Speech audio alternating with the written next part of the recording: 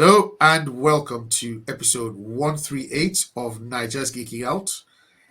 You have your famous quartet here with you today. You've got Today, how are you doing? I'm good as the most famous member of this band here. I'm Famous. good. Wow. Yeah. Infamous. Yes. Regardless, I'm still the first they call. Okay. Red, how are you? I'm good. Waiting to see how fast Today has come up from last week's high. Don't worry, the box office numbers have been soaring it up. Let's calm down now. Yeah. We go in with violence. Namo, how are you doing? Yeah, I'm okay. Nice and warm in Essex. But yeah, I'm chilled. I can't wait to get into some debates around the success of a certain film. But we'll carry on. There's no need for all this kind of wait now. We don't even know what film we're talking about. It might be. I don't understand. It might be Mobius. It might be Mobius. Let's chill first. Let's get Mobius.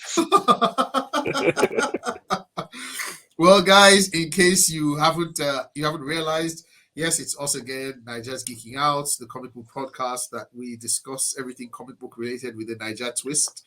And we already had the introductions around the room, and it's me, Cakes. So let's jump right in today into what we have to discuss. Starting with box office numbers for a certain movie. So last week, guys, I don't know if you listened. Hopefully you did. Episode 137. We did a spoiler-free and a spoiler-full review of the movie The Flash. Now, lots of people gave it some really high praise. We got the very first 5 out of 5, 100% score from the demented Daniel. But he's our guy, and of course he's been rooting for the movie from the start. The DC intern Daniel, and he gave it the very first 5 out of 5. I think Duke gave it maybe 4.5. Right? Yep. So they gave it like very a 4 points. Yeah, very high. Very high scores. Yeah. So they gave it like a 4.2, something like that. No, I gave it a 4. Yep. A 4. Okay, sorry. Yeah. Then we started going to the more reasonable 3.8, 3.5. That's more realistic. But yeah, all in all, it seemed like it did between average to very good with the fanboys on the podcast last week. But the box office numbers are not reflecting this at all. So what do the numbers tell us? What's the box office takings global for this movie? So the Flash movie has made 210 million. Wait. I said global. I didn't say just North America. Please, what's the global? No. What is for all the other countries in the world? You know that's what I called. No. It can't be. Double check. Surely not. Surely not. Surely you just double check today. Sorry, serious. Oh, God. Let's be serious today. Check it again. 210 million over 10 days. Over 10 days. 10 days. Yeah. That's comparable to what movies today. What? That number is comparable to what movies? It's comparable to what Guardians of the Galaxy made on their opening weekend. Less than that. Guardians made 289 on their opening weekend. And this came out within the same, they were born in the same year. It's like a child goes on to become president, and then the other one becomes like. But we've seen such numbers before, right? Yeah. I mean, Mobius-ish kind of mobbing type. More big time type numbers. Right. Can I ask a follow-up question here? Yes. Can I ask a question? What is the budget of this film, please? It's north of 200 million. North more than 200 million. Yes. Not counting marketing. Not counting marketing. So it's going to be a big loss. This is the worst drop. The people thought, okay, maybe people didn't go to see the opening weekend, but the drop between the opening weekend and the last weekend is really, really abnormal. It's the worst drop for a comic book movie. It's the worst drop for a DC movie. No, it's better than Bloodshot. No, there's only one movie is better than, and that's not Bloodshot. That's Mobius. Jesus. Right. See, guys. I've read a lot of reasons, excuses, people trying to analyze why this film is doing so badly. And yes, I can look at each individual factor. So they talk about Ezra and his behavior. They talk about the fact that people know that this film is leading to nothing. It's the end of the DCEU. There's people that say the whole DC brand is damaged. So on. So I still don't see how it can perform so badly, if I'm being honest. For a film that I thought was actually quite decent. And it baffles me how, and I keep, and maybe this is the analyst in me. I want a definitive reason, but I can't find one. I'm with you. It's weird. It's really weird. The movie, it doesn't like. I don't think anybody here would argue that the movie doesn't deserve that kind of box office reception. It's not as bad as Morbius and the rest of these Not movies. even Like, close. Not like even close. Not even. we've seen worse superhero movies over the Yes. years from Yes. not even popular franchises, from Wait, useless even last year, franchises. even last year, we saw at least 2 Marvel movies that I can say were worse. Yeah, We saw yeah, Love and Thunder, Yeah. and we saw Quantumania. Ant-Man. Wasn't that last year? Yeah, Quantumania was last year as well. Quantumania Yeah. was This year? I mean, like no, Quantumania No, was this it's this year. This year. Beginning of this year. Yeah. Okay. Yeah. Shit. Yeah. Yeah. and those. So we can say, okay, those ones they had the Marvel factor going in for them. We get that DC brand is bad, but like to be comparable to Morbius of all movies, like Yeah. he's not even doing better than Shazam and Black Right. Okay. Adam. I Okay. mean, Let me ask you a question. It's not Let me even ask you better today. than Shazam. How does this work? Does it work in favor of James Gunn or not? I honestly don't know because this is like if it was bad, if it was slightly bad, you can say, oh yeah, okay, this is coming to an end and all of that. But for it to be this catastrophically bad, it brings into the question the value of the IP of DC. With Warner Bros. Continuing with what's this guy's name? Zaslav continuing to shed properties up and down, and their executives are known for changing plans on a dime. They might not decide, oh, okay, the next best thing, let's sell out all our IPs since it's not making money and switch off. So for me right now, I don't know. Yeah. Initially, I was going to think maybe there was actually a real superhero fatigue going on. But across the Spider-Verse, they're still doing okay. Guardians of the Galaxy is doing fantastic. Yeah, so that just throws that theory out the window. Yeah, so it's not a fatigue. Yeah. It's not, I think the superhero genre had its peak. I think we passed the peak where the very fact that your superhero movie guarantees you set a minimum amount of box office. I think that period is gone. But I think what happened to superhero films is they've now entered the territory of other films. You live and die by whether you're good or not because you're a superhero film. You think you get a pass. Having said that, I don't think this film needed a pass. I think it did well, But the cinema score kind of indicated that maybe we are not the natural audience. Sorry, not the normal audience, because the cinema score seemed to indicate that people coming out generally were not that impressed about it, whereas we were. Now, I said something. I don't know whether I was talking to Kex or whether it was Red, about when I think about what part that I enjoy most about this film. A big part of the enjoyment in this film was nostalgia for Michael Keaton's Batman, for seeing flashbacks of Jay Garrick, seeing Reeves and Helen Slater. There's a lot of that in this, which to me is a massive plus. But maybe these are too old of harkbacks for the general audience, who are probably in the mid-20s, 30s, probably never saw those films. I don't know. Again, I'm reaching like with the fantastic for reasons. Or probably even saw them, but didn't connect with them. Yeah, no, but even for me, sorry. Those were not my biggest draws for the film. I laughed out loud at several points in the cinema watching this, even before we got to the end. It's like one of those unforgettable movies. That's comedy you watch in the cinema, you can enjoy a good time and move out of it. So it doesn't explain why it's doing this badly. Like Transformers is doing way more than this. For goodness sake, Just Transformers. that's bad. And this is That's what bad. seventh. This is the seventh Transformer movie right now. Yeah, like I mean, it's to me, you're right. I mean, the one thing I can genuinely say is that over the last sort of 2 weeks since this movie has come out, it has been one of the most talked about movies on social media. So people are constantly talking about it, whether positively or negatively. But and at the same time, since when this movie has come out, I've read maybe 2 articles from people I know trying to justify or trying to make sense of why it's doing so poorly.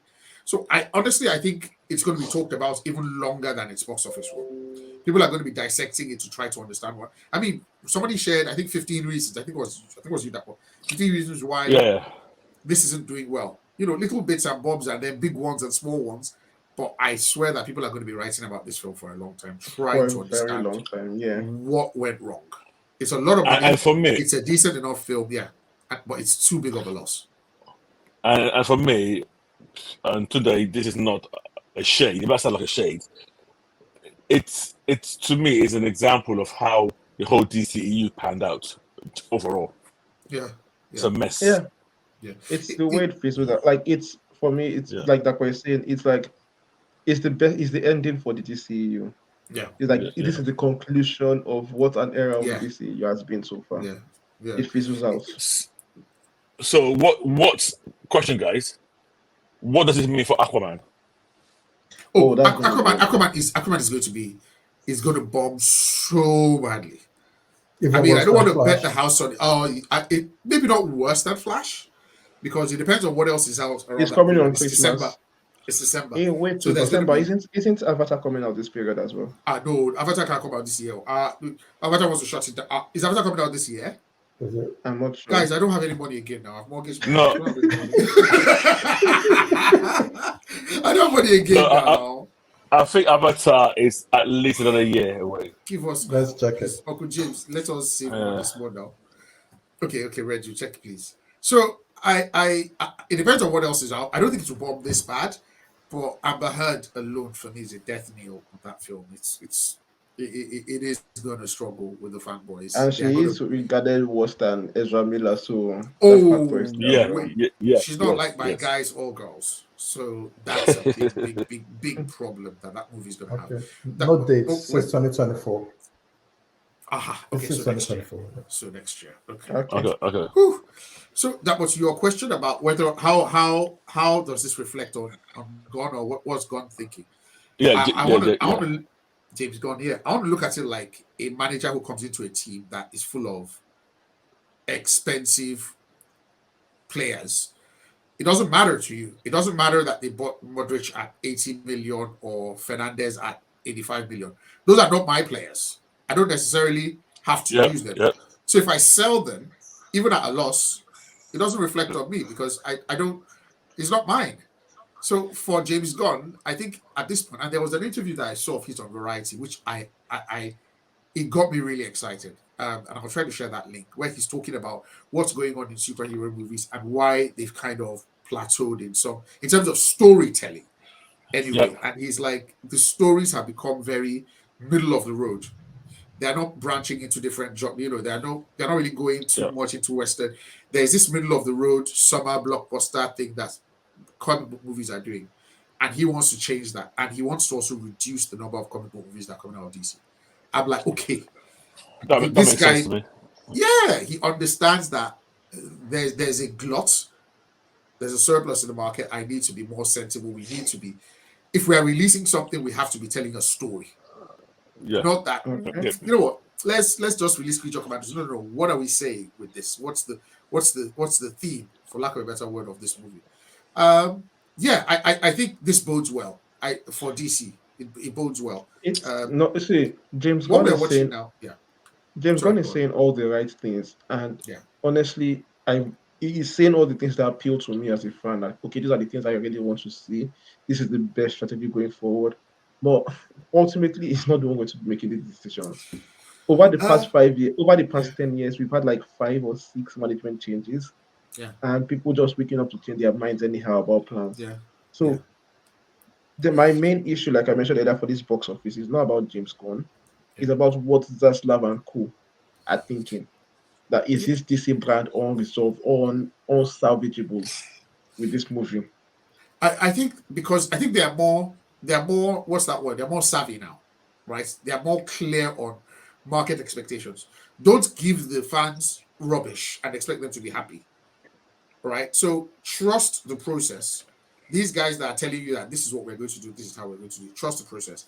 And when those guys tell you that this is what I'm expecting, today last week, I can't remember, I think you asked that, what would we consider legacy? What would make us consider legacy a success? At A cinema score for me and 700 million for me, positive. If you give me an A plus story, if he can convey that same message to the DC bigwigs that we're building something here, don't ask me for 1 billion yet. Ask me for an A or an A plus, story wise and heart wise. Get people on board, get me 700 million, and I promise you the next one will make $1 billion. That's it. I mean, the next MOS would have made more than MOS. I believe so.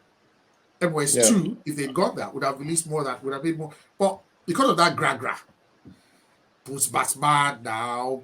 It's like you're cooking stew, put salt, put honey, put sugar. People like sugar and honey, put everything inside with salt. It doesn't make sense. But yeah, I feel like we've touched on. And this was leaked on Twitter, wasn't it? I mean, To 1.7 million. How many downloads did you say, or how many views? 1.7 million. 1.7 million views within 8 hours. Jesus.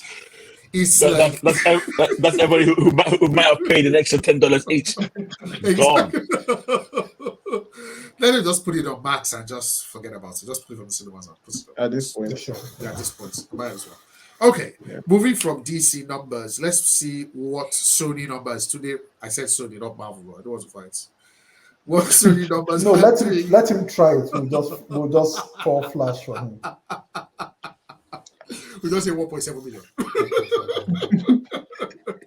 Across the Spider-Verse. Yes, so I think that was at one point it was number 1 and then number 2 and then number 3, and is it back at number 1 it's now? back to number 1 now. It's back hell. to number 1.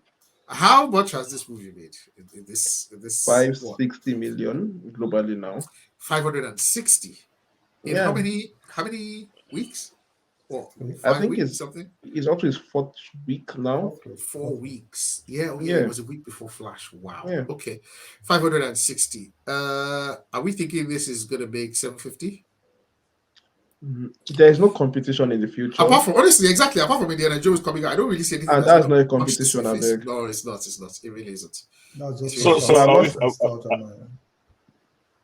we're thinking that this might have legs. Dead Reckoning is coming out, and Oppenheimer. Well, Dead Reckoning for sure. It's coming out. Oppenheimer will not. To me, Oppenheimer will take. It was. Is that on tour? The audience, the audience for that will not take away from this. Dead Reckoning might have there might be Dead Reckoning more of a chance of a crossover. Of audiences. I mean, I know some people out there they'd like to see Shotman running around. A Shotman running around. But trying to exhaust himself. So a brief aside. So I was listening to an interview that they interviewed him recently at Dead Reckoning, and the interviewer was like, man, that we know you like to run in your films. And the guy was like, well, let me tell you something. Sometimes I have to run 50 times a day for like on the same shots, so he was like, I have to pace myself. And the way the guy was talking, he was like, man, so I have to pace myself. I'll run a bit. I was like, Tom Cruise. Is there any movie that guy hasn't run? No. Okay, 4th of this July. is not a born on the 4th of July. I'm sure he runs. In a wheelchair. in his dreams, he was running. Okay, sorry. So, good numbers, right? Today, 560. 560 is really good numbers for this. Really I mean, solid. it's already surpassed the Especially first one. animated. Yeah. Oh, by far. So we're already talking about 6 times his budget almost now. Because 100 million budgets. Yeah. 100 million. Yeah. So it's a respectable, this is really good. Yeah. 5 times, almost 6 times. Yeah, and I still peak this at maybe 700, 750. I don't think it gets that high. You don't think so? Okay. Okay. Cyberpunk. Okay. But let's say We're coming up on the holiday weekend in the US, 4th of July next week, Oh, that's true. 4th of July. That is which true. is next week. So we might They will get, get it we might together have some from- light. and it's holiday data coming up to us as well. Yeah, for In us. the UK. Yeah, soon. Yeah. Big well, holiday actually. the thing is, with the good news, there also is some bad news. So if you're waiting for Beyond the Spider-Verse next year, which was promised in March, we have been promised that this is going to be delayed. That is definitely not going to happen in March 2024. They haven't started production yet. They've almost completed pre-production, but I think with some of these writer strikes between that and some VFX stuff that they're doing, that it is not going to be ready by Right. Can I March ask a 2024. very simple Yes. question here? Go on. Pre-production for Yes. a animated show film. Yes. Is it not very different from pre-production for a live action? I think that would be scheduling, storyboarding, all that VFX. stuff with VFX setup. It will be sort of the analysis or discovery phase of the project before they go into the actual build and design, I guess. And was there not an issue reported with the overuse of the workforce on the drawings? VFX. Sorry, the animation. Yes. Of this. Yes. At this point in time, I think it is a standard complaint across the industry. I don't think, because Right. I believe that they actually use some of the same software houses, some of the same VFX houses. You get, so it's not Can I like ask a question? yeah, go on. These VX houses, are they all America based? They can't be. I know a significant amount of them are in Canada. A significant amount of Right. them. Okay. But so there's no like sort of visual effect sweatshop somewhere in China that can be used. I don't know. I don't want to. I don't want to. Don't I don't want want to to speak for touch. them. Don't want to touch that topic. I don't want to speak for them. I don't know whether there's one in Poland. I don't know. It depends on what the specialty is, and if you're in Hollywood and you're used to Because it. what worries me is we've had the same complaints coming out of a lot of the people who work on Marvel movies. We've seen it actually affect some of their films. Now we had the same complaints coming out of Sony, and it worries me for the future of these things going, because I know how these things work. It's almost like a push for more pay and more time to do stuff like that. And it worries me that okay, would this mean a delay to the content? I mean, we saw the Flash with poor CGI. Yes. And the guy was even boasting about it. It's a feature, not a bug. Yeah, so I'm just trying to understand the dynamics of, and obviously, I think sometimes when you talk to people like the visual effects people themselves, I've read they are very emotional about this. So when people get emotional about things, I don't tend to put much faith in the actual practicalities of what they're talking about. It's your job. Yes, obviously. No, but Yeah, go on. But go on. No, these guys are always working under They contracts. are. The They are. animators that talked on are. this particular movie we're talking about, they were working 11 hours a day, 6 days, 7 days. Right. Okay. So let me ask you a question. This is what I don't get. Okay. Why don't you quit? This is what I don't understand. Okay. But you studied. Are they paying you overtime? Are they forcing you? And this American talk about. This is not like someone in China. That's what I mentioned the word sweatshop. Sure. But you've studied. You've put years to get to where you are. It's like asking a doctor. It's like asking our doctors in the NHS, why don't you quit and go do something else? Oh no. Right? I'm not saying quit. I'm not really quit the industry. Yeah. Quit that job. Yeah, but it's an industry. Marvel. No, I'm not doing that. It's an industry thing. You cannot. It's very industry specific. Like if you leave somewhere, if you go somewhere else, I guarantee you're going to meet the same thing there. Yeah, it's not like just this a is not the company first thing. It's an industry thing. animators are complaining about this. Like you hear it across almost every big project that is being made. Even in the game industries, it's always something you hear complaints over and over again. It's not company specific. It's industry wide. And that because most of these guys, they are passionate about what they are doing. Like they are doing it out of passion. They join the thing out of passion. And so the companies, they talk about that. The companies know that, okay, these guys actually love what they are doing. So they're happy to work. They don't have a union. There's Yeah, but that's really why they do go on. Like if they do go on strike, then it'll be like the writer's strike, right? You go on strike, and there's a delay to the product, to the end product, and nothing is moving. You have mortgages, you have things to do. It's not very clear cut that just say you're not doing it, or just it's generally industry wide. Um, yeah, it's unfortunate, but and right now we're Okay. in the era Okay. where Okay. Okay. every movie has So VFX. you're telling Yeah, me sorry. a very, very solid VFX person Yes, who quits a gig yes, and goes to a new gig cannot ask for specific terms. no. I'm almost certain you cannot. say that it's not and just keep because changing jobs. all these things about I'm specific almost terms, certain you can't. you always say that when there's a deadline coming, these guys are You always can't. working front eyes I'm almost certain you can't. because It's these almost guys like have to meet the deadline. Yeah, it's like developers, right? It's pretty much like like devs as well. Whether it's limbs or whatever it is that you're doing. If you work in Tata and you leave Tata, if you go to Infosys, it's the same thing you're going to see there. If you go to TCS or Wipro, it's the same thing you're going to miss there. So I think it's somewhat similar. Anyway, so March 2024, guys, don't hold your breath. yeah. It will probably come out that year, but we don't know when. Yeah, Okay. it is what it is. Okay, cool. Now, I want to talk a little bit about Jonathan Major's updates. Quickly before we go there, Good, yes, someone yes. just posted a piece of news from the Okay. Hollywood Reporter, like the search for the new casting for Legacy. Yes. So it's come down to 3 peers for the main characters, and I think those are the final peers: Okay. Nicholas Holt and Rachel Brosnahan. No. Sorry, go on. I like Nicholas Holt so much, but Superman. Who are these Yeah. people? What was the other? Today, sorry. What's the other name you mentioned I today? don't know. Rachel Brosnahan. I really do not know who she is.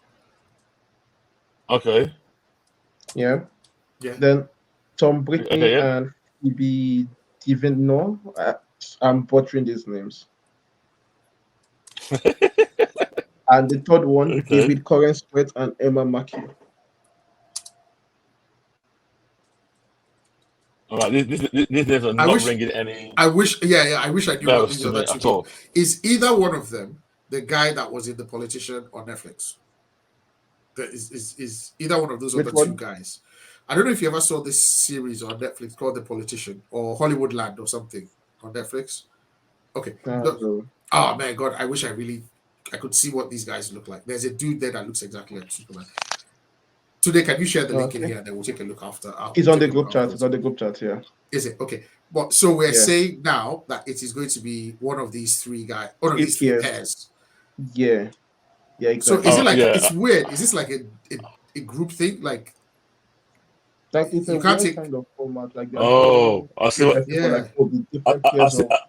what they've done. Yeah.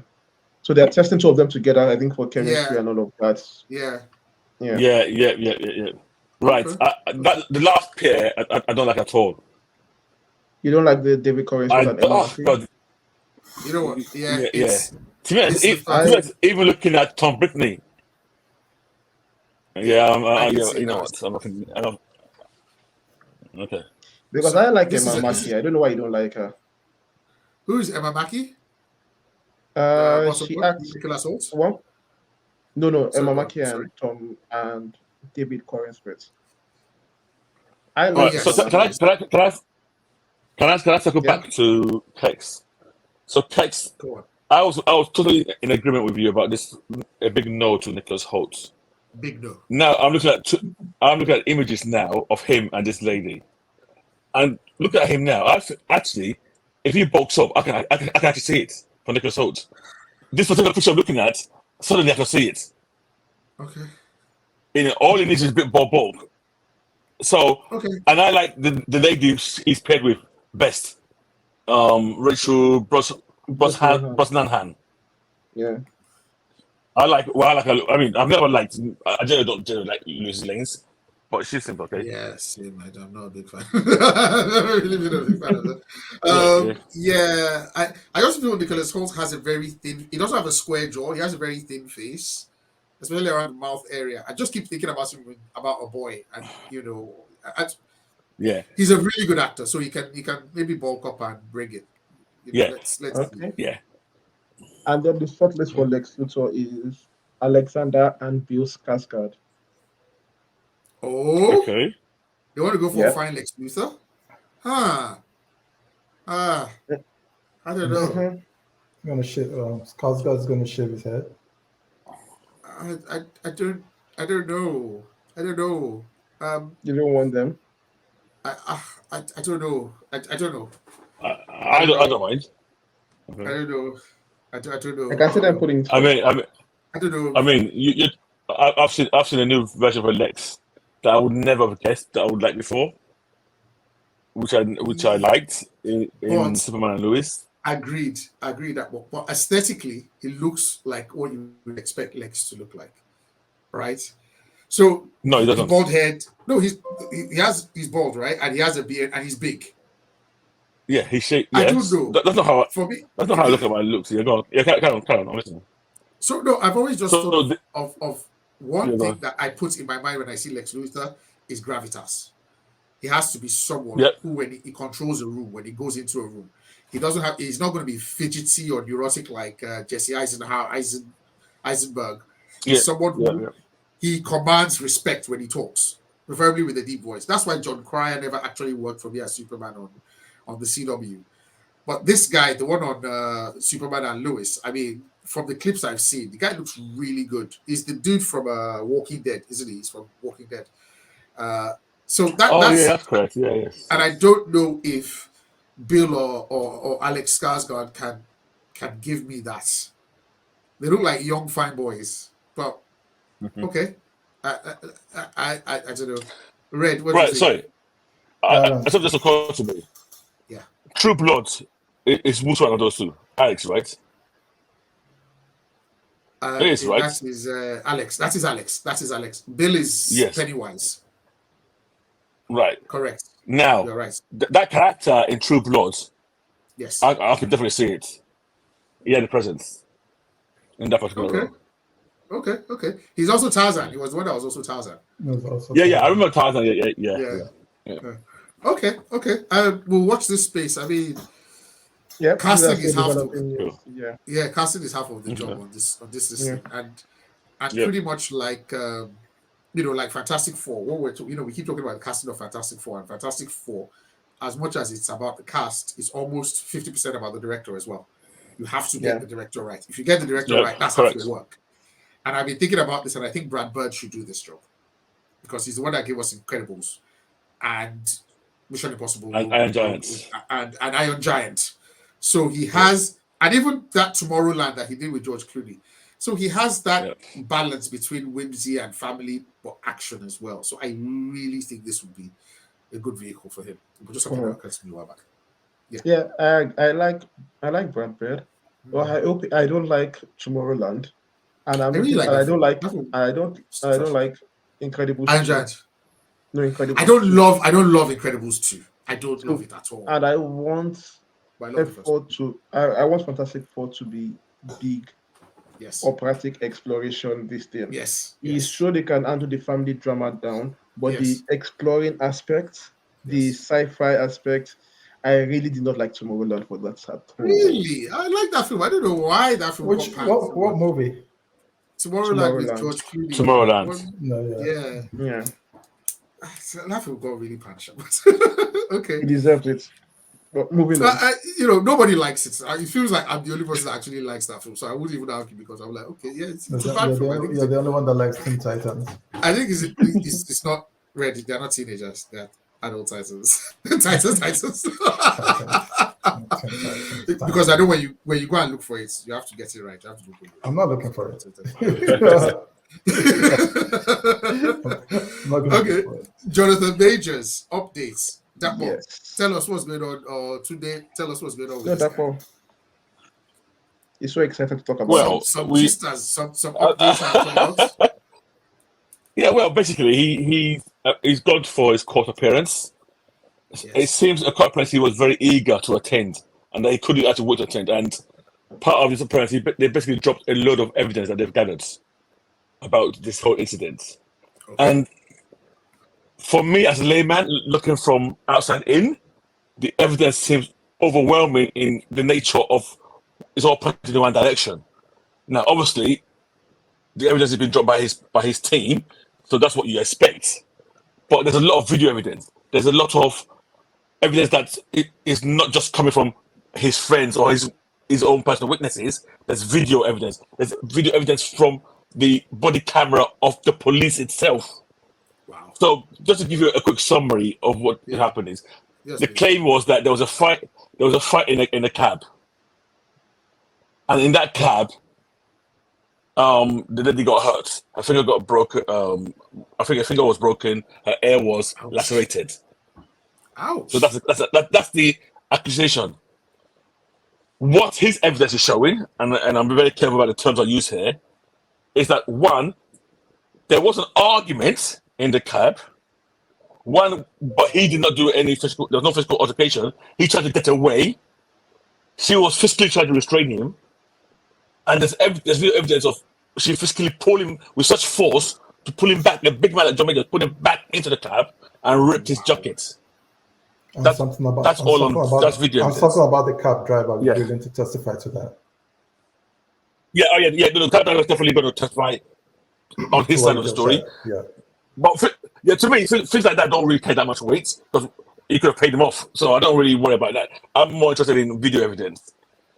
Now, the key evidence is between that incident, after that incident, there's numerous places where they've caught this lady on video, going to clubs, having a good time. No apparent injury on her finger, no apparent injury on her ear. She's shown tying her hair. So that points that there was no injury at that point. Did she get injured? Actually, the answer is yes. Because about 7 hours later, she was found drunk, falling asleep in a closet that she locked herself in. So Jennifer Majors, she basically went to Jennifer Majors' flat where she had the key to it and let herself in. This is despite Jennifer Majors already sending her a breakup text. After that fight in the cab, he sent her a breakup text that no, we're done. Yeah. It was after that she were partying, she would do all this. She even spent his card. And then she probably got drunk, went to this guy's house, got drunk. I know, I'm spending it. Now, when they found her, Jennifer just called the police straight away. Okay. So when the police came, one of the cameras, they have her on camera saying, they say, oh, how did I break my finger? 19 times she was asking, Oh wow. I don't know how this happened. And then apparently, they've got one of the police officers trying to coach her to say it was this guy who beat you. What? Apparently, that police officer did not know who Jennifer Majors was. He's just saw this black guy. And how could he afford this big condo? So he probably assumed that it's probably some I don't know, drug dealer or something like that. Yeah, something. Yeah. So he was trying to coach her, saying, "Are you sure he didn't beat you? Are you sure he's not the one who did this damage to you?" So at the moment, the overwhelming evidence that these people have brought seems to indicate that to support what Jennifer Majors has always claimed. So, yeah. And this lady she's from which part of Ibadan again? Like where exactly? But this is So- Ibadan, the area. So last time I checked, Yes. Amber Heard was not from Ibadan either. This person is from the same No, town let me that tell you Amber something. Heard was. And Ibadan babe would never shit on your bed. Amber took it to another level. But Oh. I don't know. This is No, but see these things here, and I mean, again, this is obviously evidence brought by General Major's defense counsel, so there's that aspect to it. Yeah. But these cases, to me, it's more of an indictment of how, as a celeb, you have to be very careful extremely. of things you do, how they can be turned against you. Let's assume there was not such an overwhelming amount of evidence. It will boil down to he said, I said. Yeah. And already the narrative was really tipping against him. Yeah, exactly.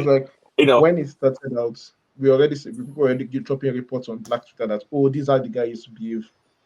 We are hearing I this know report. exactly. There when were they dropped loads the of text, those. yeah, Oh, when they dropped the text message between her and the girl saying, "Oh, I didn't mean it that way. This thing come out." You were like, "Oh, this is a toxic abuser that she's trying to beg for that." Yeah. So that narrative was already really spreading, and people were like, yes. "Oh, we are keeping quiet, or not to talk too much on this particular case." But with this new evidence, it brings a Yeah. new light on things because the girl was not the one pressing charges; it's the police, Yeah. and they should have had access to this. Apparently, yeah, and apparently, John Major's lawyers actually expected the case to be dropped instantly. They got the evidence, Yeah, but apparently, Majors was happy that it was not dropped. But he wanted his day in front of the jury. No, it's good because for him.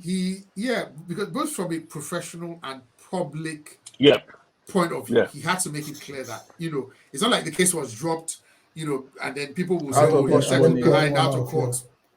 It was like, yeah. let us make this clear that this is the evidence, and if necessary, I want to have a restraining order put against this woman because she's clearly not okay.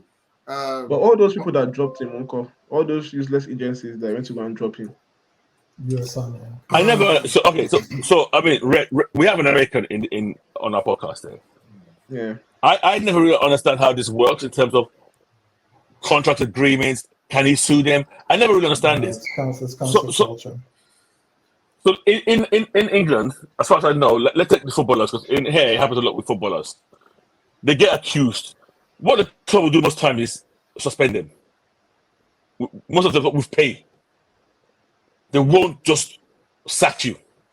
In America is less. Or America is less. But America is so I less don't understand how forgiving. it works in America. Okay. You have a lot of But- good ambassador, good behavior clause that if you're not Yeah. representative, yeah. Okay. it So overrides Rex. everything So else. okay. So let's go right. So let's assume it's cleared of all charges fully. He has no recourse back to the people who dropped him. No, because probably the contract was at will, and when you say at will, it means either party could terminate without a reason or without an excuse. Okay. Okay. Yes. So Okay. you have stuff they call at will contract where That's we right. work together for as long as we want, and Yeah. I can decide to end it, and you can decide to end it If I'm not happy. Okay. with or without a Thank God reason. Marvel No, learned their lesson. Yeah. Thank Also, God Marvel learned their lesson with James Gunn. I didn't drop him immediately. Because Marvel, they like to bet too much before now.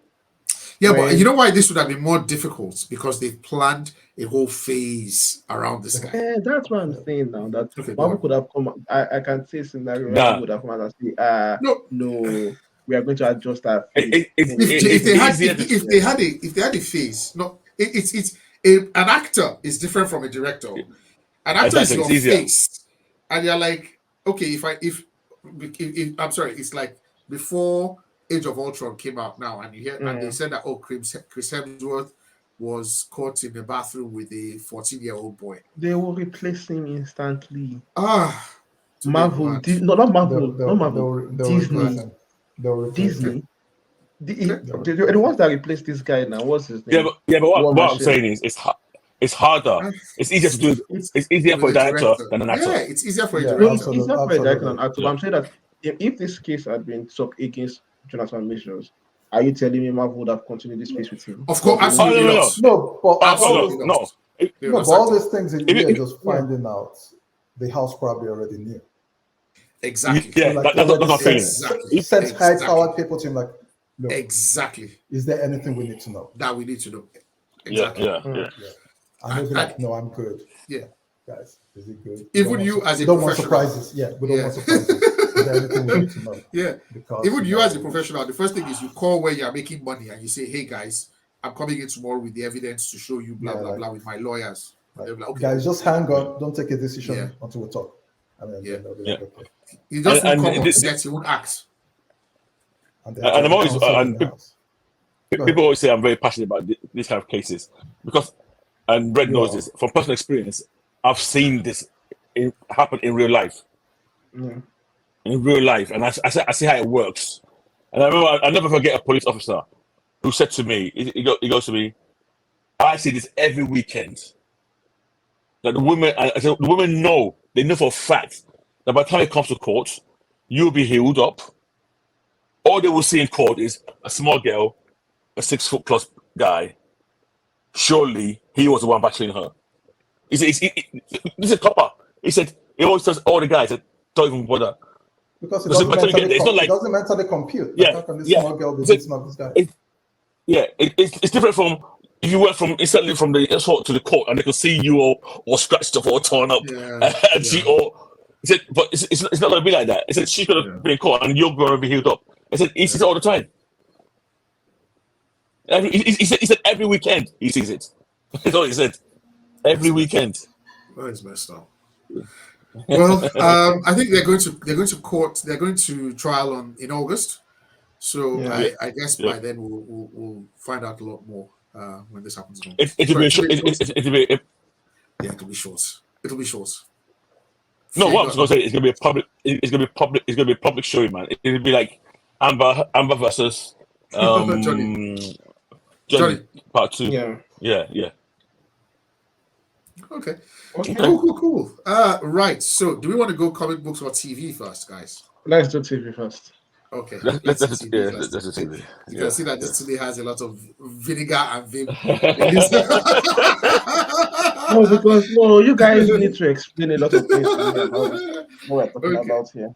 So what we're talking about here, guys, is the first TV series in Marvel's Phase 5, and that is Secret Invasion. I said Secret Avengers, Secret Invasion, which dropped last week Wednesday. I think that was the 21st of June, something like that. Last week Wednesday. Yeah. 21st. Yeah. Okay. Yes. Summer on Disney solstice.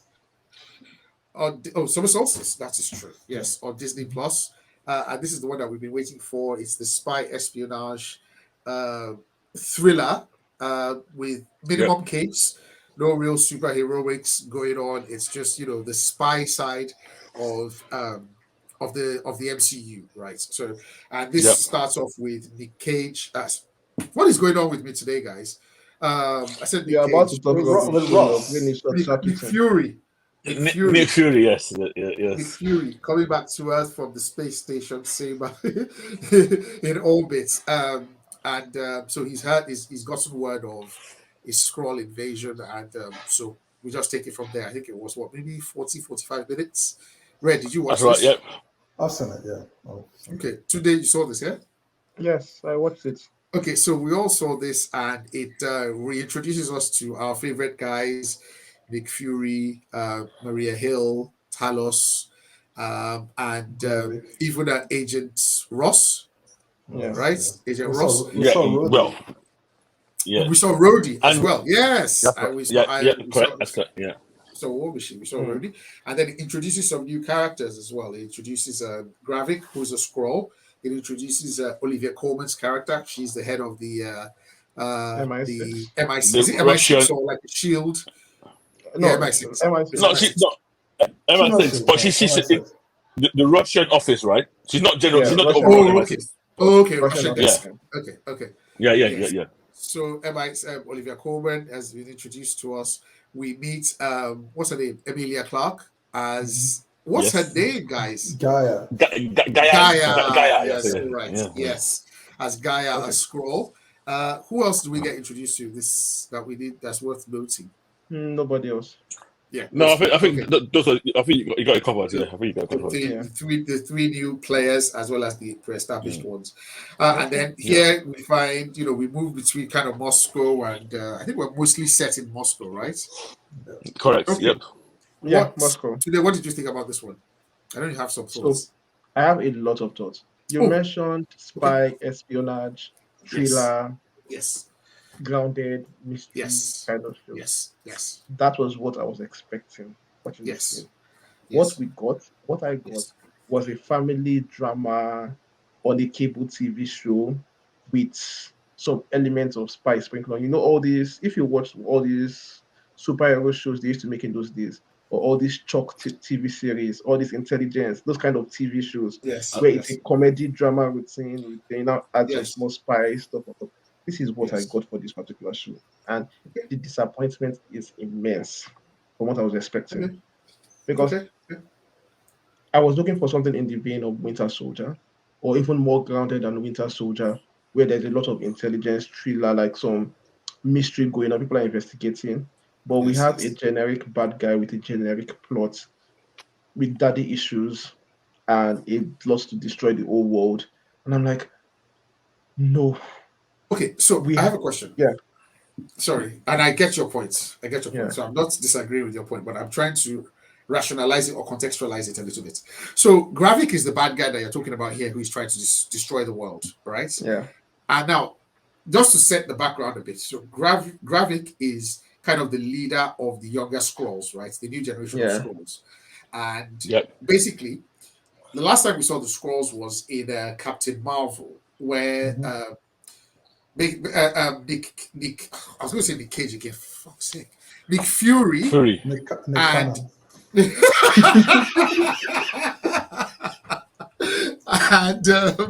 and Carol Danvers said they were going to try to find a new world for New Home from the Skrulls. This was 30 years ago. And for 30 years, the Skrulls have been either orbiting Earth, and some of them have gone with Carol Danvers to find a new planet. But what we've come to realize is, as far as we know right now, there is no new home world. As no new home world has been discovered or terraformed for the Skrulls. So that I want to say almost the younger ones are almost disenfranchised. They are almost like very disgruntled. They are like, you have been promising us this for so long. We're tired. And we see this all the time today. In like the younger generation, like if you go to countries like the Moldova, Georgia, even countries, even our children. I don't mind the motivation of we are disenfranchised, we are this, we are blah, but the logic jump from we are disenfranchised to we're going to blow up the world to become a nuclear wasteland, so only us can live in. You guys cannot enough to occupy a small island. I mean, and your next point of agenda is we are blowing up the entire world because reasons. It's like it's giving very what episode of Teen Titans level villainy for me, as far as I'm concerned. Yeah. There is something that I want to make an excuse, and I realize that this is an excuse. So there's an actor that is going to play a young Gravik. I'm betting that something has happened in Gravik's past that has caused him to have this mindset of, I want to destroy the whole. It's not just an extremist. Because he's an extremist. And I remember that this is just episode 1. But let us base this just on episode 1. On episode 1. Also, that is because it's not the reasons. It's not the reason. You can make it make sense. But I'm saying that setting a spy show with that kind of black and white plot manipulation is like is the how will I put it now? Is the most basic. Yes. I see what you mean. I want a kind of spy show where we've seen Mr. Robot. So can I make a point about this now? So I actually think there's because I went in also thinking this is a spy show. Yeah. And literally when I think I spoke to Kit about this afterwards. To me, the spy part is maybe 25% max. This is almost to me now about as Kex said, some disenfranchised children who are upset at the elder generation think they've been betrayed and they're acting out. Falcon and the Winter Soldier. Yes. Anyway, yes. Flag smashers, yes. So almost like the moment they explain that part, and I think it's on a television meeting, I kind of pivoted. Okay, fine. The spy part about this is really more about you trying to get through their disguises to be able to spot them more than anything else. These guys, these Skrulls themselves, are not really great spy masters. Yes, it just happens. It just happens that the people now who seem to be tasked with uncovering them are Nick Fury, a Shield spy. Oliver Coleman, I guess, is now in on the act. I think that these Skrulls, they're not very, in my view, very astute at spymanship. It's more simply relying on their shape-changing ability more than proper spycraft, in my view. Exactly. Now, I say that. Yes. I say that with one caveat, and I say that because I'm actually not sure I'm right on this. The only twist, and I think it's a twist, was I thought the daughter, Dan, was genuinely genuinely remorseful. Had it come to Jesus moment. Yeah, I was gonna but she pull my wasn't. hair out. Okay. And I was happy. So you just played your dad. You know, you still got away with it. But for me, I did think she kind of softened, and I was wondering why. But then I realized, okay, no, it was all part of the play. So for me, I actually enjoyed it, and I went in, and this helped me a lot. I went in with really, really. I've had all these reviews in my ears about it's bad, it's average, it's meh. So I thought, oh god, I'm not gonna like this. I was really scared, and unfortunately, I thought, actually, I enjoyed it. If I'm being honest, there's one or two bits where I thought, if I was, there's one bit I did not like. I'm not sure to say it now. When Nick Fury got with the child with the bouncy ball, or no, I mean that. Okay. Where it got picked up. Where it got picked up. Yeah, it's Nick Fury got picked up. I've got no issue with that because I understand what's going on there. The issue I have is if I was Oliver Coleman with all my years of experience in I the would field, sweep. I would sweep the room immediately. No. I'm not putting you in a room where we have discussions later on. Yes. I'll pick you up and put you in a separate room. Yes. Where we talk. If you like, put 100 bucks there. Yes. And then you leave. So that bit I had a bit of issue with. Yeah. You know that was not smart to me. So but overall, go on, Red. Yeah, my take. So I think there's still a misdirection coming. I don't think it's just want to destroy the world. Oh, I think there's several. I think they're gonna get more spy crafts in it a lot more. If you remember, remember this is why I say that. When whoever that soldier's name is, I can't remember, when he went to tell Gravik, yeah. The new boy. The new boy, not the new boy now. When they were reporting to Gravik that Nick Fury was around, like how do you know? Like he said, our man told me.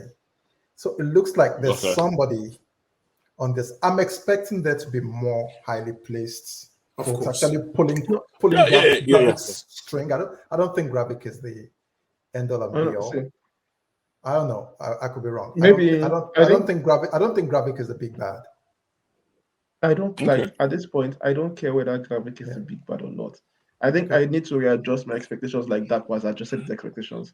Because for me, when they said this show was bad, I was thinking, and it's slow and all of this. I was hoping that maybe because it's a different flavor of like the British spy shows where they're taking their time and building things up and they're doing things methodologically, that's why it's looking slow to people. And I really was coming into this show expecting some serious spy drama, some serious morality plays, because that's what spy dramas are about, morality plays. It's never black and white. Like I really wanted to enter this show in a way that they are both schools. Since Nick Fury has schools on his side, they have schools on their side. People are playing intelligence games around each other, running rings around each other. And I forgot it's a Marvel TV show. I should set my expectations back to what Marvel TV shows is. Well, it did family drama. It did ramp up pretty quickly. It did not ramp up at all. That was a Yimo moment completely. Well, like Nick Fury seeing a child and running up and down like no. I'm talking about Hill. No. So what does I wasn't. What does that do I didn't care for it. Fury's morality. How far is willing to go? We'll see how long. Do you need to kill somebody to wait? So can I ask a question? Is she actually dead? Do you believe that? It was so shocking to me. I believe. Yeah, go on. I believe she's dead. Why? I believe she's dead. Wow. I just believe she's dead. Okay. There's to be honest, there's no need for Maria. If she's not there's no dead, need for her actually anymore. Not dead, and you end in the storytelling. If she's not dead and you ended up episode 1 like that, then I'm going to go straight to where today. Yeah, because even going forward, there's nothing Maria Hill is going to add to the future phases. So she's someone that they can be like, you know what? I mean, she telegraphed it. Said somebody's going to get hurt. But, yeah. The whole where she's even like the one thing I do like in this series a lot is where everyone is telling Sam that or Nick, Samuel L. Jackson or Nick, that you are past it. That you've been away yeah, for too long. Old man. You are an old man. Like you don't even know who the players are. You don't know what is what anymore. And this is true. You cannot leave the spy game and then just be reintroduced and just be like, you know who? No, it doesn't work that way. So I like things, the fact but that things worked for him. I mean, okay, things worked for him because he got picked up where because it's very stupid. Because it's very stupid. I like that part. Yeah. Yeah, one sec. That one is I don't want to say basic spycraft, but it is I'm in Russia. I'm a black man. All I need to go is I know that if I go around this area, this is where they will pick me up. Yeah. I don't mention that at all. There were still some angles that he wasn't seeing. He didn't foresee that he will be betrayed by the girl. You know, he doesn't even have his he doesn't have anybody to call on but Maria and Talos. Right. That's before it will be like so let me ask you a question. Yeah. What is he doing on that space station?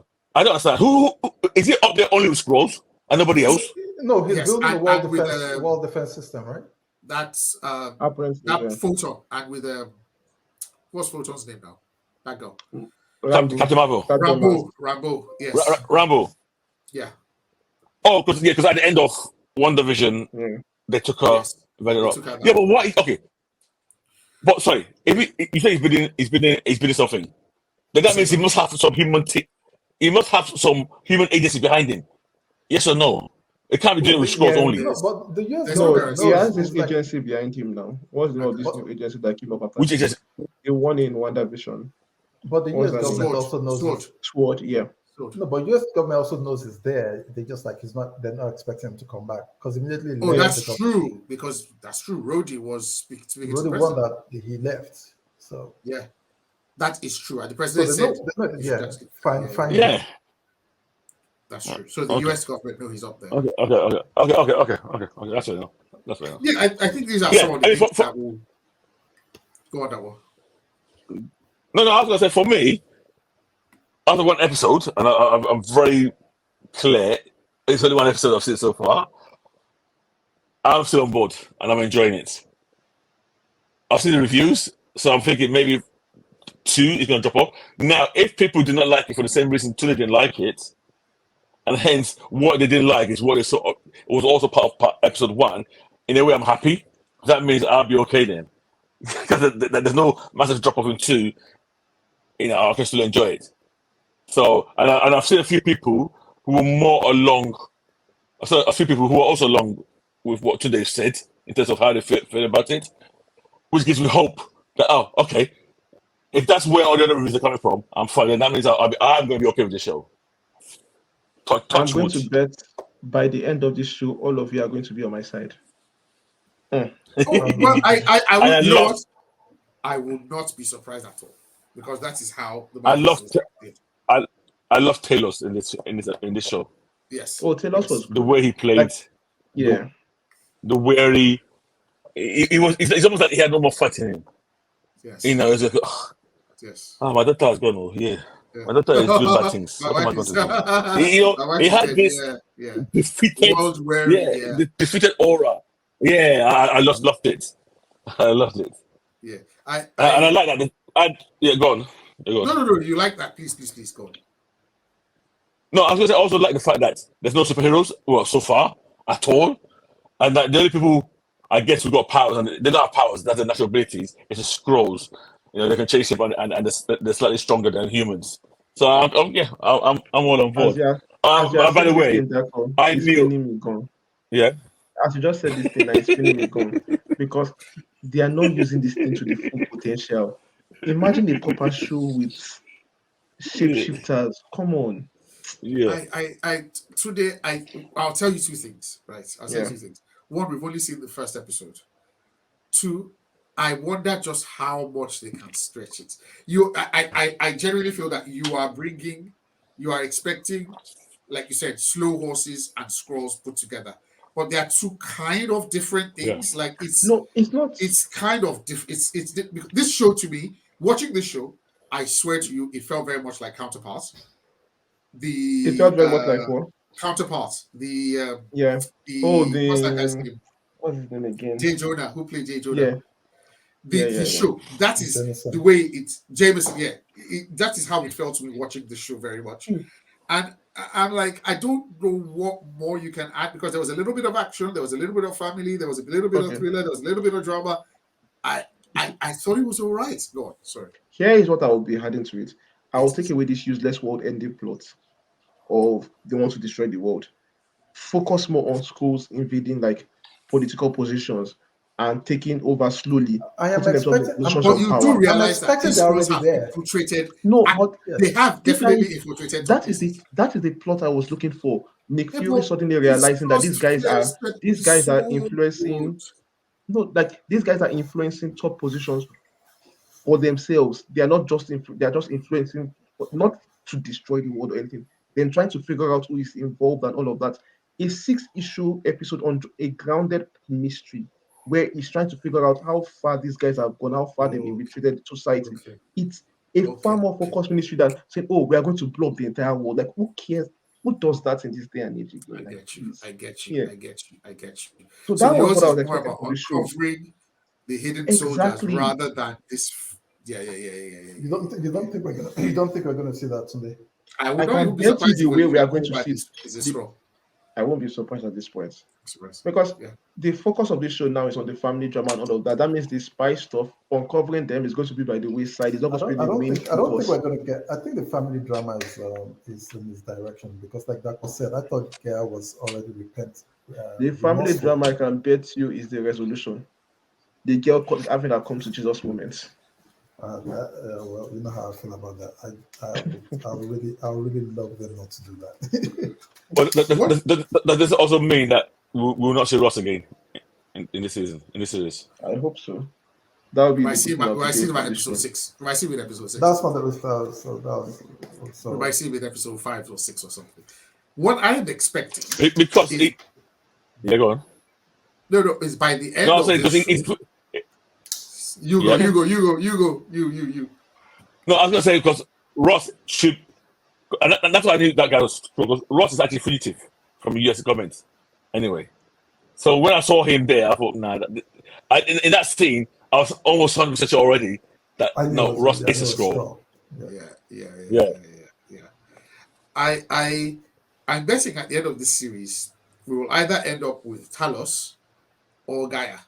One of them is going to die, and then the other is going to remain in the MCU.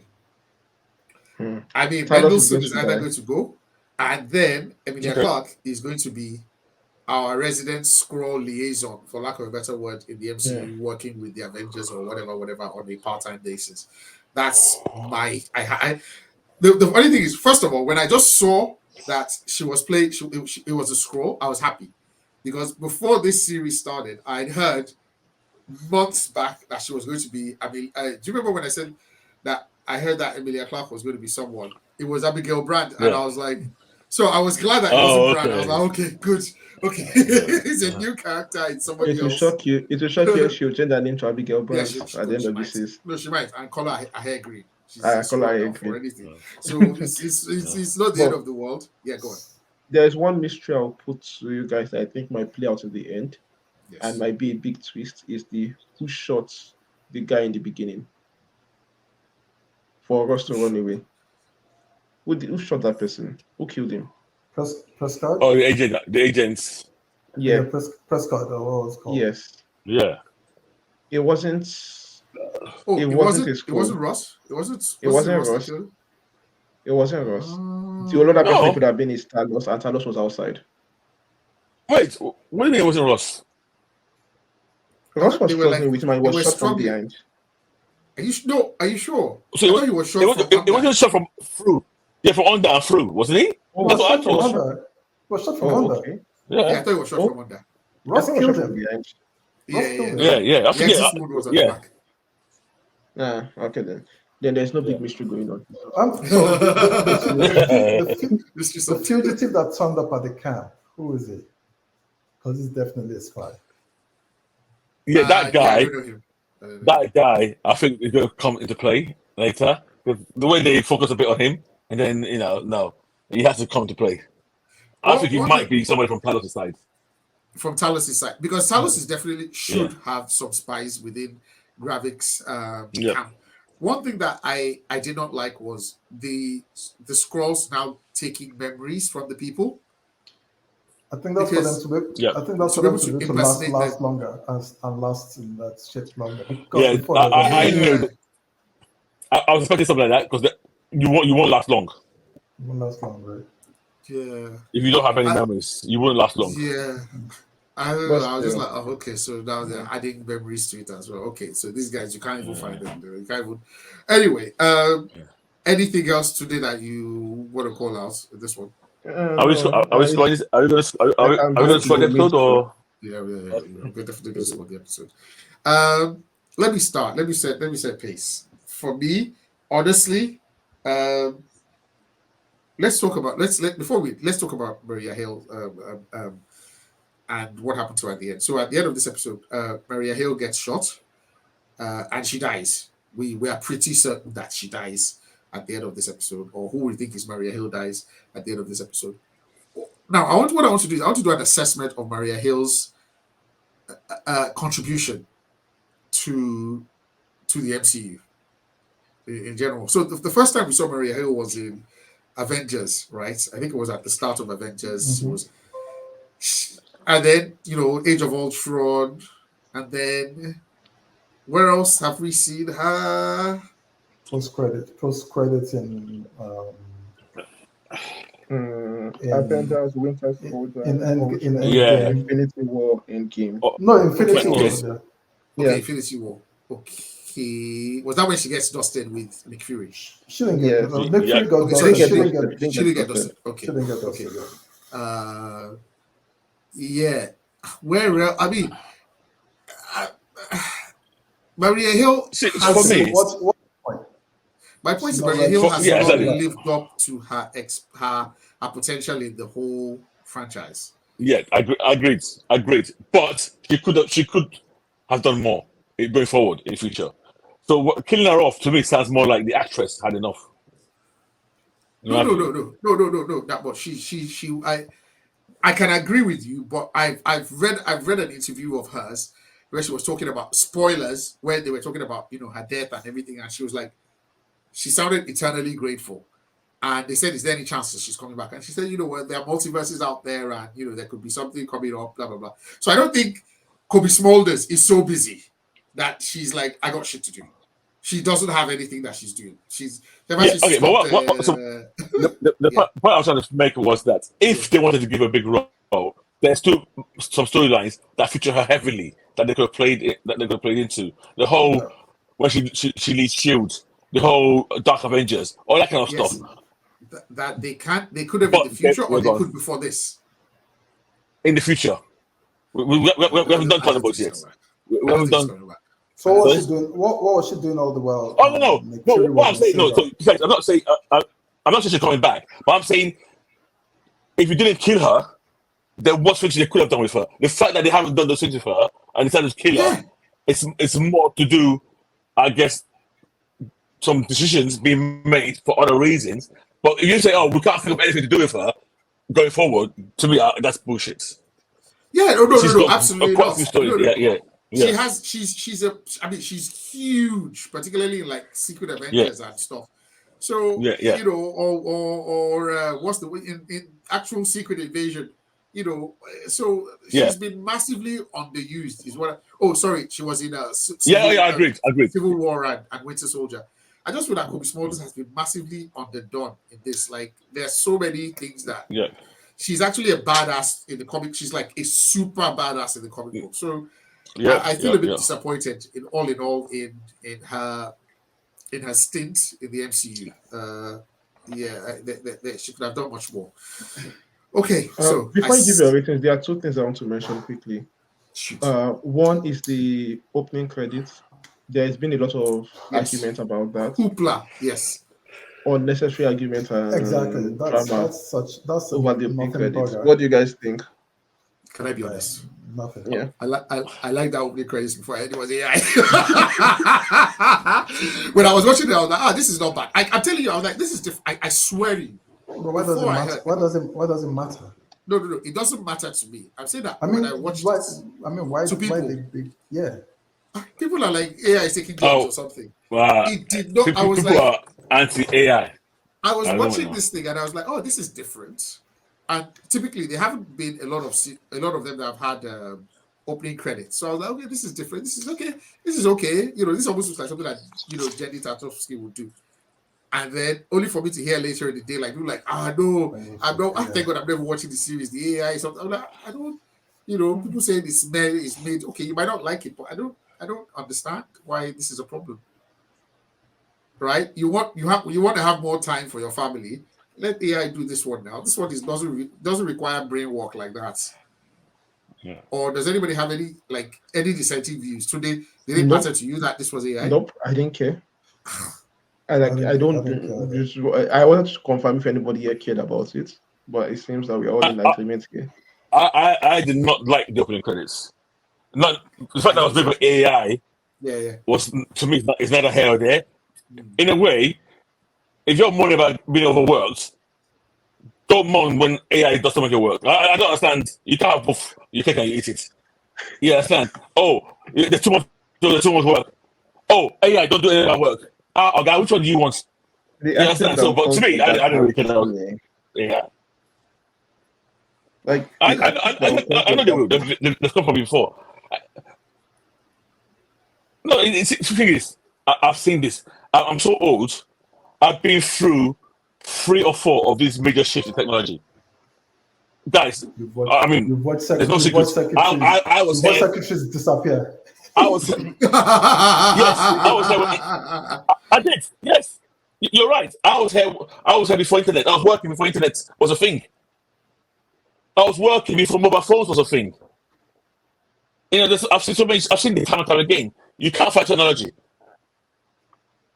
The early adopters are the winners. Because the artists, the creators who are out there, you need to add it to your arsenal as a tool that you can use. So you're able to use it better than anybody else. Like an artist has got an artist got a creative mind. You will be able to use this AI that creates better than I should. And that's where I think you need to start focusing a lot of your skill sets. It's not going to go away. People can kick off against it. It's the genie is out of the bag. The genie is there's not one instance of technology I said, oh, hands up, I'm going back home. It's never happened in the history of mankind. Yeah. Okay. I got no issues with this as well. Yeah. it was what 30, maybe 20 seconds, or I don't know why. Sorry, guys. Yeah. Sorry about my rants. Your old man rant is allowed. The dinosaurs telling you how you survived. Yeah. Okay, so that's how survive. Yeah, you pivot. Yeah, exactly. You pivot. Yeah, that's what that is. Yeah. So right, ratings. I'm giving this a 4 out of 5. I've given this. Don't that fire you with that 4 to 5? The thing is that I really wish I could have even annoy you, but I'm just like, it didn't do anything wrong. It didn't upset me in any way, and I enjoyed it. I give Flash 4 out of 5. Kex was saying I'm out of this world. You gave what? Flash. 4 out of 5. Kex was saying I'm this one, and you're giving this 4 out of 5. Did you see the CG that was? Don't ever say anything again about my ratings. Red. I'll give it a 3.2. Okay. Today, I wanted to give it a 2, but 1.8 for that your nonsense rating. And the thing is, I'll get you back. That one. 3.8 for me on this one. Just keep reminding me of Flash box office. Global box office. Okay, so we got 3.8. Today that 1.8 is not fair, it, but the world is round. Red 3.2, and I gave it a 4. Okay, cool. So moving on to comic books, and something dropped last week by our god of this podcast. Jonathan Hickard, and yes. dropped with art by Brian Hitch. And we're talking about Ultimate Invasion #1. So this is going to reset. Well, let me not say reset, but this is going to change the Marvel Universe going forward in comic books. And this is going to lead into Ultimate Universe, I believe, from Ultimate Invasion. Right, so what happens in this one? So first of all, this comic book features my absolute worst villain. I hate this guy so much. And I'm talking about Reed Richards, Ultimate Reed Richards, the Maker. I don't Why do you hate him? I hate him because he's so fucking smart and very, very evil. Like he is okay, let me put it like this. If ever they wrote Immortality, it would be this guy. And he's just like undefeatable. So I loathe him. And he is like Reed Richards ×2, but extremely evil, and I can't even say he's a psychopath or a sociopath. He just doesn't really care. Apart from what he's trying to build. He has no boundaries. No boundaries. Thank you. Yeah. And so just before Kex go on, just to add to that, he actually, I'm with Kex on this in terms of this character, but for some reason, on a very visceral level, I found this character very unsettling. I really do. Yes. I actually, it's a guy when I'm reading. It's almost like he's a real person. I don't like him. I almost do not want to see him in stories. If they killed him off, yes, I would be like, oh, thank God. Like when Beyond that, like killed him, oh, thank you God. I don't want to see this guy again. I'm right there with you. I'm right. I know exactly how you feel about this guy. I'm right there with you. He makes me so uncomfortable. But I suppose that's a testimony to just how well the character is written and you know how powerful he is. Like he is worse than Doom, worse than Thanos to me. He's worse than Kang. Anyway, so we start off in 616, right? And there's a break-in into Red. Have you read this? I've read it. Go ahead. Oh, thank you. Thank goodness. Yes, and then there's a break-in into a damage control building. Very well organized break-in, and then we find out that it's the Maker who has orchestrated a jailbreak for himself from this prison, and then he comes out, and then we see him start to steal artifacts from some of the different Marvel big boys. He steals the Krakoa Gates, which is unstealable. He steals from Doctor Strange a spear of immunity or something. He steals from Wakanda. He steals from Atlantis. He steals from the Baxter Building. Like that second where what's his name, Franklin, bumps into him, and he just looks back and he just puts his finger to his lips like this. I'm like, Franklin, God save you today. Oh. Because I think right now he's sort of depowered, isn't he, or something? I think he's depowered right now. Anyway, he is. Yes, he is, isn't he? Yeah. So basically, he goes around stealing all these artifacts, and then we see him. If he's depowered, how did he merge those 5 guys that broke him up? No. That guy. No. Franklin. Oh, Franklin. Okay, Franklin. Yes, is depowered. Franklin. Yes. So he goes back to 1610, right? I think that's the Ultimate Universe. No, that's the went to another one. It's the went to another one. Yeah. Yes, because the numbers so it's creating. No, basically what he did was, in my view, is creating a new version of 1610. Now, for some reason, I used the numbers reversed. They took 616, put a 0 in the back for me. That's how I saw it. They took 616 and put a 0. No, I mean, but you're saying it's reverse of Ultimate Universe. The numbers for the Ultimate Universe is reversed at the end. Yeah. So at the beginning, there's numbers for Ultimate Universe. I've forgotten the but today, I know exactly what you're saying. But until you said that, when I saw that last universe and that number, do you know what I read in my mind? Yeah. It's like 616 at 0. 616 with a 0 on top of it. Yeah. But now you're saying, no. It's 1610 written in reverse. That's what you're saying, right? Yeah. No. It's 616. Okay. Yeah. Because if I remember, I'm trying to remember. That's not the reverse though of 1610 though, is it? But one second, it's not the reverse of 1610. Oh, it's not the reverse. The way I saw it is so you have F1, F2, and he's putting a 0 to tell you like this is the first one. I'm creating. This is gonna be even before your one. My version. What was the number? My what version. Was the number? No, 616. Then added the 0 in front of it. Yeah, it was definitely 616 with 0. So it was 616. So original 616 will be 616 at 1 in his own mind, and this is 6160. I'm creating that 616, but now this is the original version. That's how I already asked 61616, my version 0.1 of my own. I call it 0. That's how I Okay, that makes sense. Okay. So it was 6160. Yes. Yes. Do you know that I did not catch that? My mind, my head, I saw 1610. I did not see that it was. So there's 16. Okay. I thought it was the Ultimate Universe you went back to. I thought you went back to. There's a 16. Exactly. There's a 1610. That's his prisoner number. No, the Ultimate Universe is 1610 now. Yes. As well, yeah, that's correct. Yeah. I thought he went to the Ultimate Universe. I didn't know that he went to a brand new one. Yeah. But I think that 610, that new one is going to be I think it's going to be a version of his own one that he came from, in my belief. Because he tried to invite, remember that scene with Miles? He tried to invite, Miles, I'm taking you back home. But why? But what's with Miles? Why? What's with Spider-Man? They are the only two survivors. Miles. From there. Beyond that brought him. Those two left. Yeah, but in 616, he went and he stopped the spider from biting. In 6160, he stopped the spider from biting Peter Parker. Yeah, but in his 1610, in the Ultimate Universe, it bit both Miles and Peter. Yeah, but in this comic right now, he stopped it from biting Peter Parker. Yes.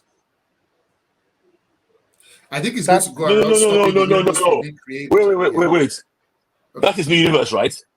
Correct. That's his new universe. Yes. That's what yeah. So I'm asking, what's up with Spider-Man? Why doesn't he? Why is he? He's going to interrupt all the heroes, I think. Maybe. So.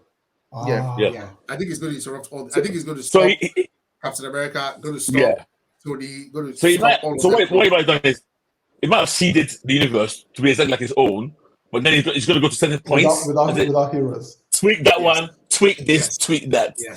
Yes. Yeah. And then create a brand new, because now the new universe that is starting with Ultimate in the fall is going to be a brand new one with maybe the same heroes but different positions, basically an alternate universe. And I'm looking forward to that even more. I'm extremely on board. Yep. The fact that we're having this conversation, yes. Yeah, the cover has the Ultimates on it. And has the Ultimates on it. Yeah, so that's and the Avengers. Okay. So so that's basically you saying that's what you think in terms of the implications, right?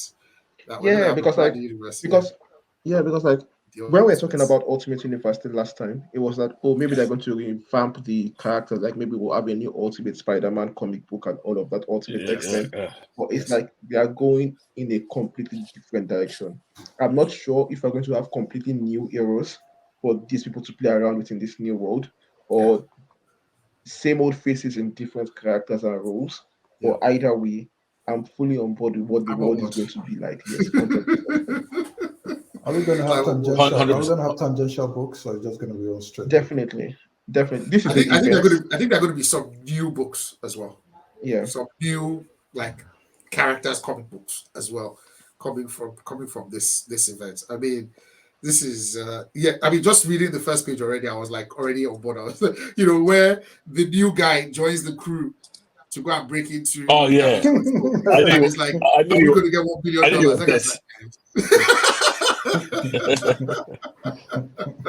For you guys that don't like the maker, for me, the conversation with Miles, I liked it a lot. Like that's going to go and meet the conversation. That is the only conversation I've seen that guy have that I wasn't tense. That he ended up badly for someone. This guy is someone that I cannot even guarantee that if he beats Franklin or Valerie, that he won't kill, or Valeria, he won't kill. He's too unhinged. Yeah.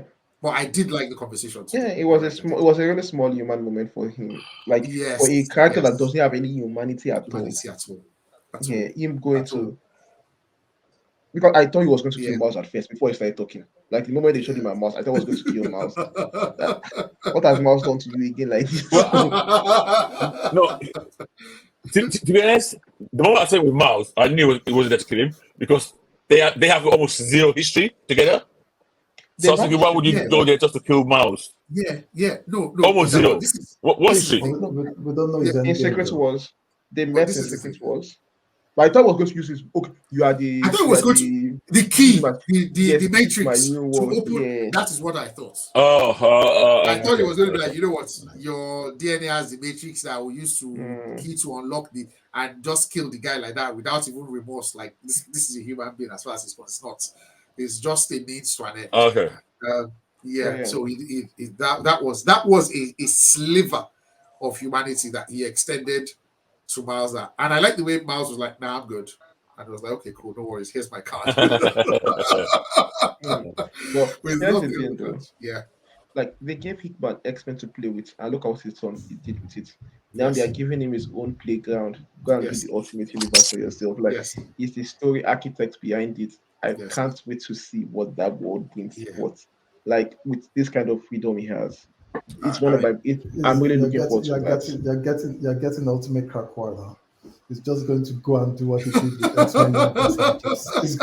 He's going to go crazy. He's going to go ham.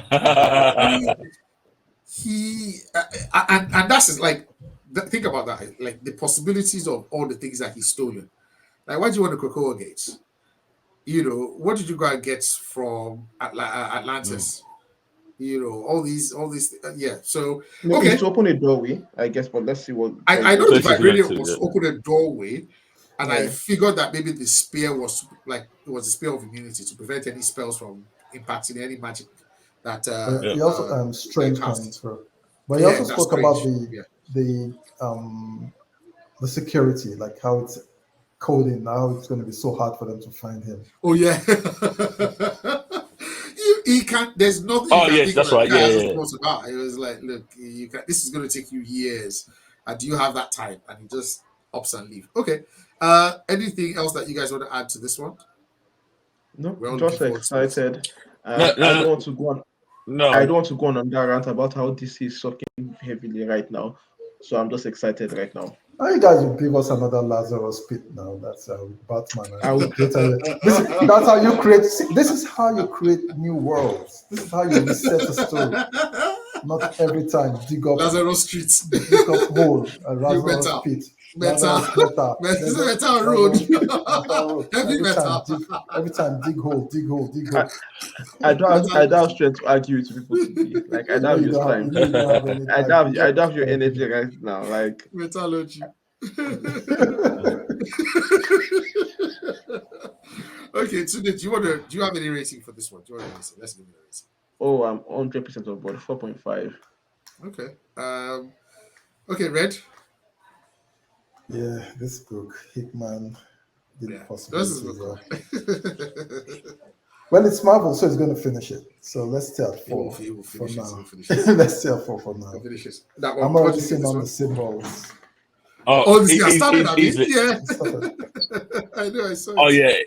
Even the 616 was a symbol form. Yeah, no, I'm even the elevator looked like a symbol. Grab him. Yeah. This guy. Yeah, it's easily a 4 for me. Okay. I will stand with Studio on a 4.5 for this one. It made me excited to read. I enjoyed this, and it was easy to follow and exciting. 4.5. Okay, guys. So jump on Ultimate Invasion #1 by Hitchman and continue the story because this is going to have major repercussions. When is the next one? Yeah, we don't know.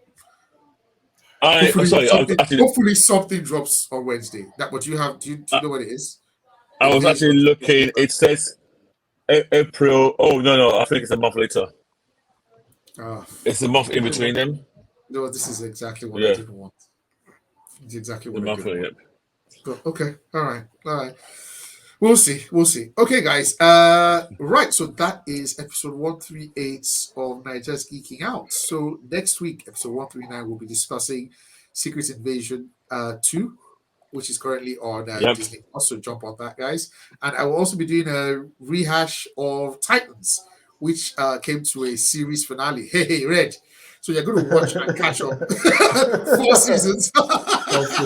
No, I saw 2. I saw 2 seasons. Oh, no, it's 4 now. It's 4. They finished it. So you watched it up to you watched it up to season 2? Yeah, I saw season 2. I didn't even know you were watching this at all. You guys got us to watch it at one point, remember? So we should watch assignments now. Yeah. But yeah, today I finished it, and I will come and talk about it and give my thoughts on it next week. Right. So without further ado, that is it for today. And for yes. No, when I'm running off, I'll have a point. No, I was going to say, by the way, I will also be here next week to counter any rubbish you talk about these patterns, just to let people know. I finished myself. If you have liver, talk about Flash. If you have liver, talk about Flash. What do you consider me Flash? You finished Flash. Talk about Flash. And it was toilet. I will group Flash with Titans. No, if you don't come here and say Titans is toilet, don't come here. There's only one like okay. It's okay. There's only one word, sorry. There's only one acceptable review for that show. And that's the toilet. Okay, we'll see. So, so today, do you want to say your goodbyes? Yeah, guys, goodbye. I've been catching up on some comic books I would like to talk about next week. Things like Time Before Time. And you like Time Before Time? Yeah, I caught up on it over the weekend, and it's been a good read so far. Yeah. What else? What is there? Something else? No, good. Oh, that was it. Okay. That one? Oh, no, before you go that one, sorry. Guys, remember to rate, like, subscribe. Naija's Geeking Out on Twitter, Instagram, and Facebook. And passing over to Red. Okay, so we'll see you guys it's 7 days from now, but it will go by in a flash today, and we'll see you soon.